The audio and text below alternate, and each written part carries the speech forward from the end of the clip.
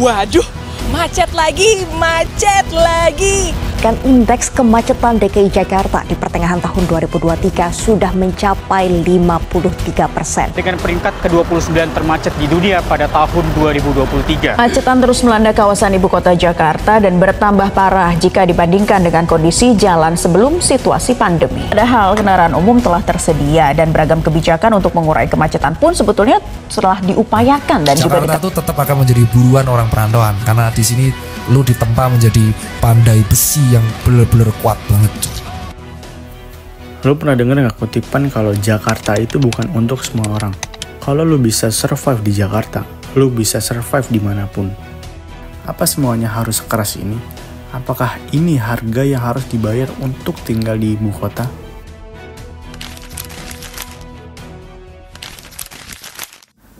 Pertama-tama gue mau bahas dulu soal tekanan. Jadi warga Jakarta itu sekarang hidup di bawah tekanan yang gak main-main. Mulai dari macet tiap hari. Jakarta tercatat sebagai 30 besar kota termacet dunia. Polusi Buruknya udara. kualitas udara Jakarta. Sampai biaya hidup yang tinggi paling gede banget. sih pengeluaran di transport ya. Kayak transport, terus makan siang, makan malam, kayak gitu. Kalau dipikir-pikir setiap sudut kota ini kayak ada aja yang bikin stres. Tekanan ini makin lama makin numpuk, bikin banyak orang jadi gampang marah, gampang capek, dan kadang kayak nggak waras sebenarnya ini. Tapi ya aslinya ini semua efek dari perjuangan bertahan di tengah kerasnya Jakarta. Salah satu contoh yang paling nyata adalah kemacetan. Pulang pergi ke kantor atau dari satu tempat ke tempat lain, kebanyakan waktu terbuang di jalan akibat terjebak macet atau rasanya seperti parkir di jalan. Di Jakarta, orang bisa habis 2-4 jam cuma buat di jalan. Kebayang kan, waktu yang harusnya bisa dipakai buat istirahat, tapi malah kebuang percuma. Belum lagi nih ya, biaya hidup yang gak masuk akal. Meleng dikit semua kebutuhan harganya udah naik sekarang. Orang-orang ini dipaksa buat bekerja keras sampai lupa caranya nikmatin hidup. Tekanan dari aspek-aspek yang gue jelasin barusan bikin seseorang itu emosinya jadi gak stabil. Dan ujung-ujungnya muncul stigma kalau misalkan orang yang bertahan di Jakarta itu disebut orang gila. Tapi sebenarnya gak cuma di situ doang. Di Jakarta ada juga namanya tekanan sosial yang gak kalah lebih besar daripada tekanan yang lain. Media sosial makin bikin hidup seperti sedang di ajang perlombaan. Siapa yang paling terlihat sukses, siapa yang paling kaya, atau siapa yang paling bahagia. Padahal semua itu cuma pencitraan. Kerja di Jakarta emang kelihatan menjanjikan karena kota ini punya UMR tertinggi kedua di Indonesia, yaitu di angka 4.900.000 pada tahun 2024. Jakarta kalah sama Bekasi. Namun, kenyataannya banyak pekerja yang masih menerima gaji di bawah UMR, terutama mereka yang bekerja di sektor informal, kontrak, atau perusahaan kecil. Menurut survei yang dirilis oleh Kementerian Ketenagakerjaan, lebih dari 30% pekerja di Jakarta tidak mendapatkan gaji sesuai UMR. Hal ini menciptakan paradoks sebagai kota dengan standar hidup yang tinggi, tetapi banyak warganya yang masih hidup dengan penghasilan yang minim. Gue punya cerita tentang temen gue yang bekerja di Jakarta. Dia kerja di sektor informal, gajinya jauh dari kata UMR. Kata dia, bisa bayar kontrakan sama makan aja udah syukur. Ini makin kesini makin bikin gue mikir, gaji UMR di Jakarta sebenarnya yang 4.900.000 itu cukup nggak sih buat hidup di sini? Dibandingkan dengan kota-kota lain seperti Yogyakarta yang UMR-nya lebih rendah atau sekitar 2,3 juta. Gap pendapatan dan biaya hidup ini jadi makin kerasa. Di Yogyakarta, pekerja bisa hidup lebih nyaman dengan UMR-nya karena biaya kebutuhan pokok jauh lebih rendah dibandingkan Jakarta. Belum lagi soal kemacetan. Lo pernah gak sih kayak ngerasa sebagian waktu hidup lo itu kebuang cuma buat perjalanan kerja?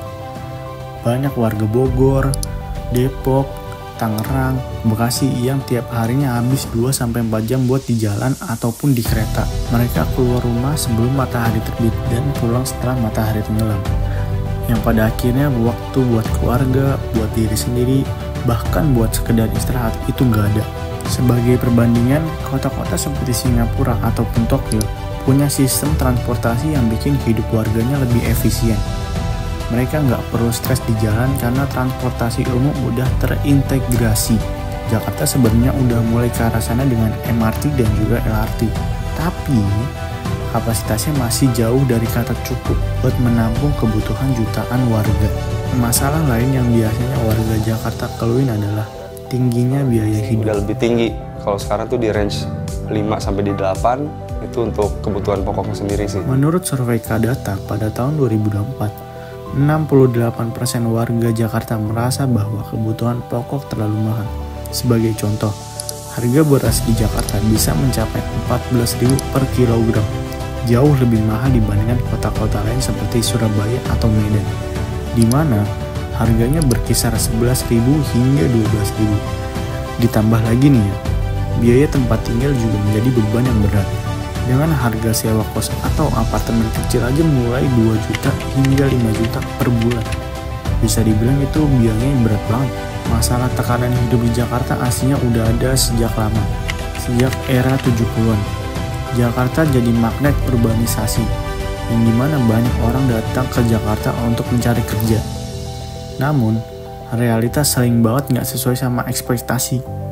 Ketimpangan sosial, kemacetan, dan juga tekanan ekonomi mulai muncul sejak Jakarta berkembang menjadi kota metropolitan. Mantan Gubernur DKI, Pak Ahok, pernah bilang kalau urbanisasi yang nggak terkendali jadi akar dari banyaknya masalah di Jakarta. Kalau dibandingin sama kota besar lainnya seperti Singapura ataupun Tokyo, Jakarta itu jauh tertinggal, terutama soal kesejahteraan warganya. Tokyo mungkin kota yang sibuk, tapi mereka punya sistem yang bikin warganya tetap nyaman. Sementara di Jakarta, orang harus berjuang lebih keras hanya buat hidup normal. Gue percaya solusi buat Jakarta itu sebenarnya nggak perlu yang muluk-muluk, tapi harus tepat sasaran. Pertama, soal transportasi. Lu tahu nggak? Satu hal yang bisa bikin hidup warga Jakarta lebih baik adalah transportasi umum yang terintegrasi. MRT, LRT, Transjakarta, semuanya harus saling nyambung. Dan yang lebih penting lagi nih, terjangkau buat semua orang. Kalau Jakarta bisa meniru kebijakan transportasi Singapura, di mana kendaraan pribadi dibatasi, kemungkinan kemacetan pasti bisa lebih berkurang lebih banyak. Yang kedua adalah pemerintah harus lebih serius soal gaji yang layak.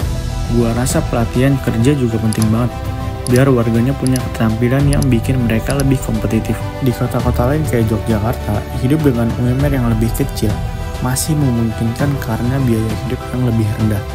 Jakarta harus belajar sama Jogja. Misalnya, dengan menekan biaya kebutuhan pokok lewat subsidi atau kebijakan lainnya. Dan untuk menekan biaya hidup, subsidi pangan atau program seperti DP 0% mungkin harus lebih mudah diakses oleh masyarakat yang berpenghasilan rendah. Maksimal penghasilan bagi calon pembeli rumah DP 0 rupiah.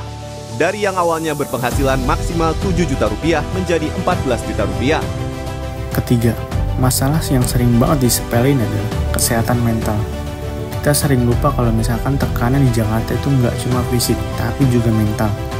Gua rasa pemerintah harus bisa bikin layanan konseling gratis buat warga yang ngerasa stres ataupun depresi.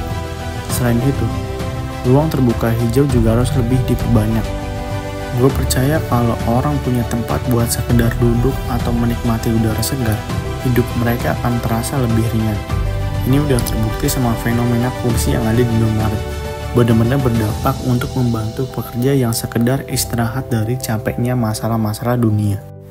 Jadi kesimpulannya itu ya, Jakarta memang keras, nggak bisa dipungkiri.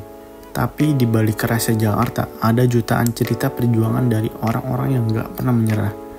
Dari bapak-bapak yang jualan nasi uduk dari pagi buta, sampai pegawai kantoran yang pulang tengah malam. Semua punya harapan yang sama, yaitu hidup lebih baik. Gue percaya kalau misalkan Jakarta bisa jadi kota yang nggak cuma penuh peluang doang, tapi juga bisa memanusiakan manusia. Dengan kebijakan yang tepat, perhatian pada kesejahteraan mental, dan juga infrastruktur yang baik, Jakarta bisa jadi tempat di mana orang nggak cuma bertahan hidup, tapi juga menikmati hidup. Karena pada akhirnya kita semua cuma pengen satu hal, yaitu hidup yang lebih baik, dimanapun kita berada. So, mungkin ini doang yang bisa aku bahas di konten kali ini. Kalau misalkan lu punya pengalaman ataupun cerita tentang kerasnya Jakarta, lu bisa share di komentar.